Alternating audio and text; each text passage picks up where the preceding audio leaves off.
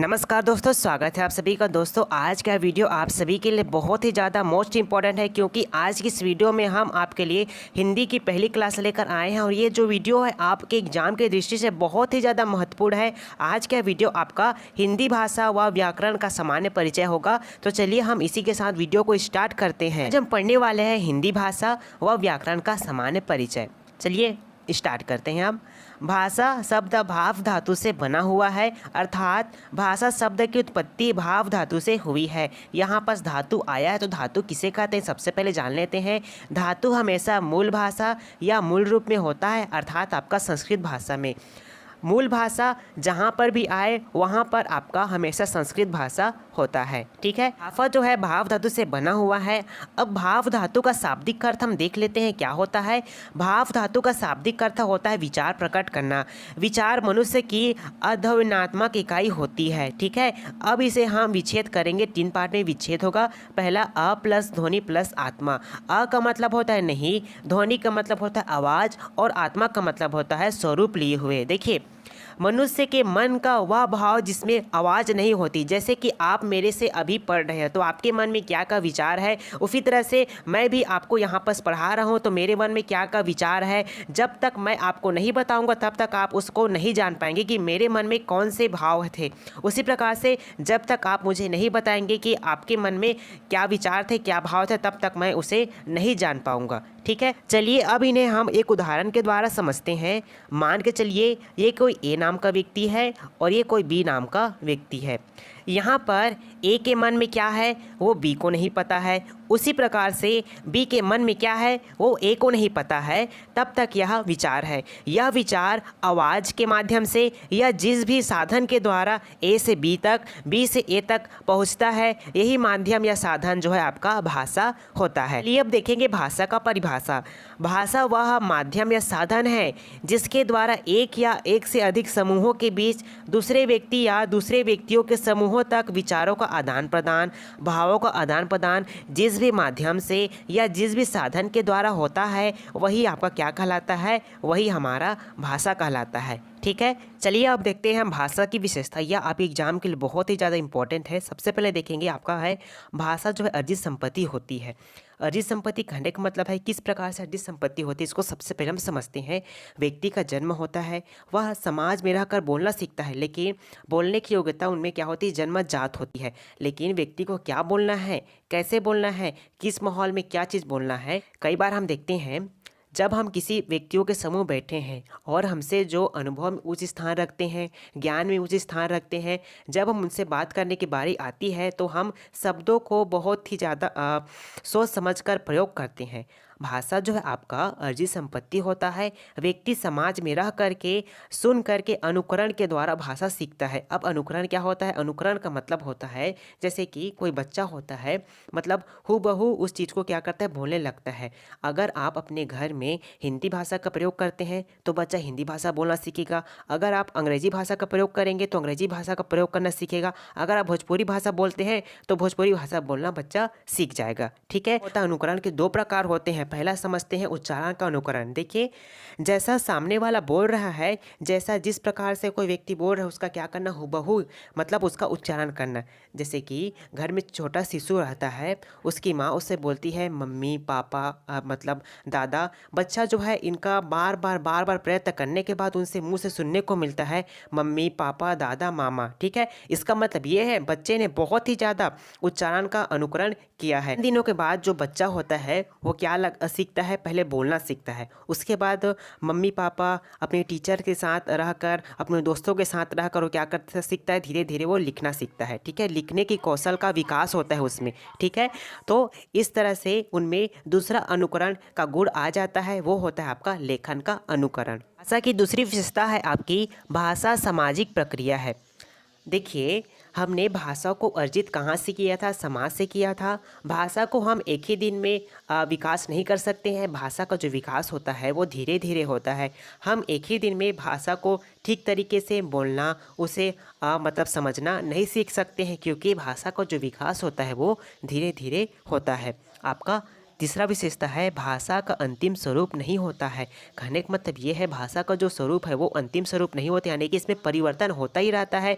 अगर अंतिम स्वरूप होता है, आज जैसे कि आपका भाषा में चेंज हो गया है, उसके बाद कल जो है किसी भी प्रकार से चेंजेस नहीं होता, ये आपका अंतिम स्वरूप हो जाता। ठीक है, तो आप जानते होंगे 1050 में हिंदी भाषा का जो है आपका क्या माना जाता है, आपका उद्गम माना जाता है या फिर विकास माना जाता है। ठीक है, तो उस समय आपका जो हिंदी भाषा है उसमें प्राकृतिक भाषा के ज़्यादा शब्द थे, अवध भाषा के जो शब्द थे, तो ठीक उसी प्रकार वो शब्द उस समय जो शब्द लिख दिए गए हैं, जो भी शब्द शामिल कर दिए गए हैं, अगर उसमें चेंज नहीं होता, शब्द आज भी होते, ठीक है, तो हम कह सकते हैं भाषा जो है परिवर्तनशील होता है, भाषा का अंतिम स्वरूप नहीं होता। चलिए अब देखते हैं आपका तीसरा पॉइंट है, भाषा जो है परिवर्तनशील होती है। कहने का मतलब ये है भाषा जो है हमारा परिवर्तनशील होता है। कैसे होता है इसको समझिए।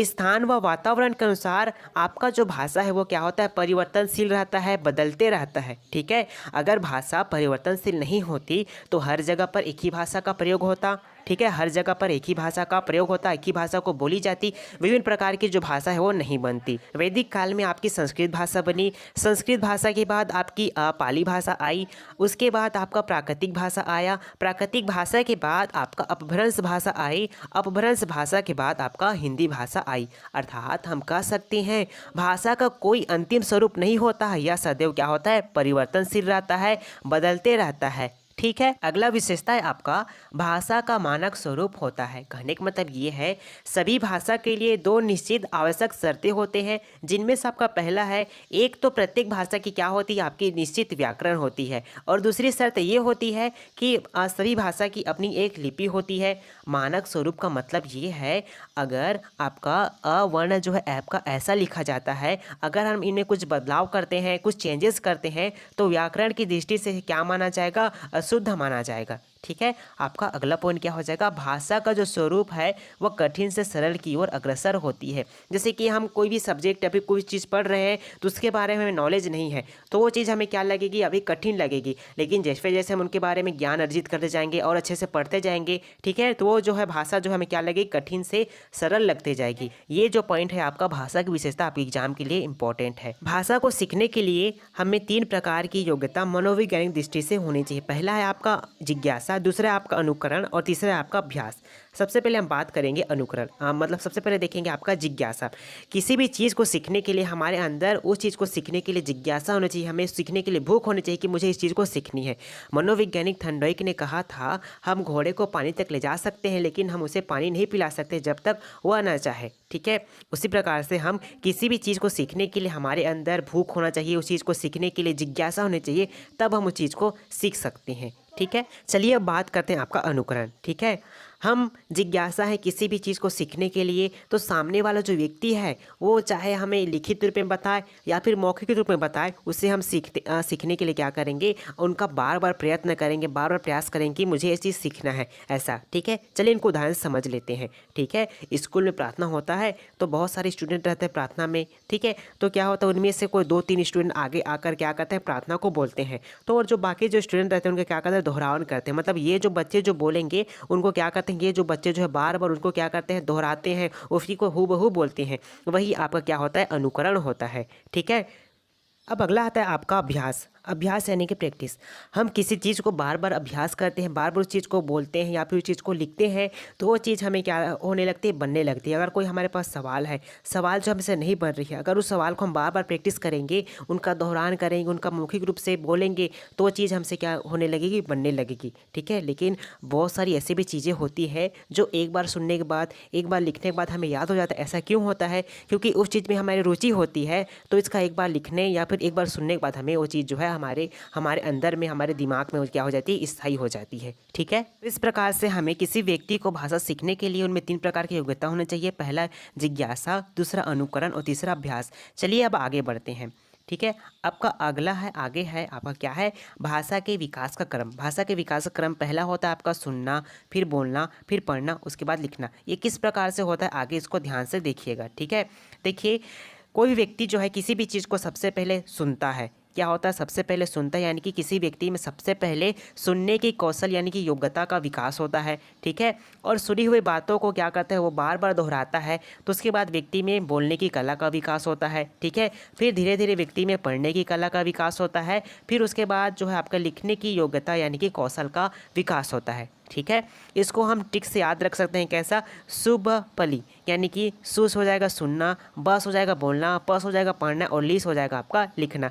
आपको यहाँ पर एक चीज़ को नोट कर लेना है जो आपका बहुत ही ज़्यादा इंपॉर्टेंट है। क्या है आपका, जो आपका मैडम मारिया मोंटेसरी है, उन्होंने क्या कहा था, जो आपका भाषा के विकास का क्रम होता है वो क्या होता है आपका, यहाँ पर सुनना बोलना ये दोनों तो सेम है, लेकिन आपका जो लिखना और पढ़ना इनका जो क्रम है वो आगे पीछे, यानी कि लिखने के स्थान पर आपका पढ़ना आ जाएगा और पढ़ने के स्थान पर आपका लिखना आ जाएगा, ठीक है। किसने कहा था, इस बात को याद रखिएगा आप, मैडम मारिया मोंटेसरी ने कहा था। मैडम मारिया मोंटेसरी के अलावा जितने भी आपके भाषा मनोवैज्ञानिक थे उनमें उनके अनुसार जो भाषा के विकास का क्रम था वो यही था, यानी कि सुनना बोलना पढ़ना और लिखना। लेकिन मैडम मारिया मोंटेसरी के अनुसार कैसा था, पहले सुनना फिर बोलना फिर लिखना और आपका पढ़ना था। ये आपके एग्जाम की दृष्टि से बहुत ही ज़्यादा मोस्ट इंपॉर्टेंट है, आप नोट कर लीजिएगा।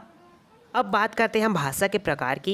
भाषा के मुख्यतः 3 प्रकार होते हैं। कौन कौन से होते हैं देख लीजिए। पहला आपका मौखिक भाषा होता है, दूसरा होता है आपका लिखित भाषा, तीसरा होता है आपका सांकेतिक भाषा। सबसे पहले हम समझेंगे मौखिक भाषा किसे कहते हैं। जब कोई व्यक्ति अपने विचारों का आदान प्रदान बोल कर करता है और सामने वाला व्यक्ति या प्राप्तकर्ता उसे सुनकर ग्रहण करता है, वो आपका क्या कहलाता है, मौखिक भाषा कहलाता है। उदाहरण के लिए आपका हो जाएगा रेडियो से समाचार सुनना, मोबाइल हो जाएगा, टेलीविज़न हो जाएगा, गाना सुनना इत्यादि हो जाएगा। लेकिन अब इस बात को ध्यान रखिएगा, जो आपका मौखिक भाषा होता है वो सबसे सरल भाषा होता है, क्योंकि जो व्यक्ति मतलब इसमें क्या होता है, कोई भी सामने वाला व्यक्ति बोल रहा है उसको आप उनके शब्दों से उनके उच्चारण से समझ जाते हैं कि सामने वाला व्यक्ति जो है क्या कहना चाह रहा है। उदाहरण के लिए समझते हैं, कोई आपका दोस्त है मोहल्ला में, आप दोनों को खेलने जाना है, साथ में जाना है, तो आप दरवाज़ा के बाहर से उस व्यक्ति को चिल्लाएंगे चलो भाई खेलने जाना है, तो वो सुनते ही समझ जाएगा कि अभी खेलने जाना है बोल के। तो इस कारण से जो आपका मौखिक भाषा होता है वो क्या होता है, सबसे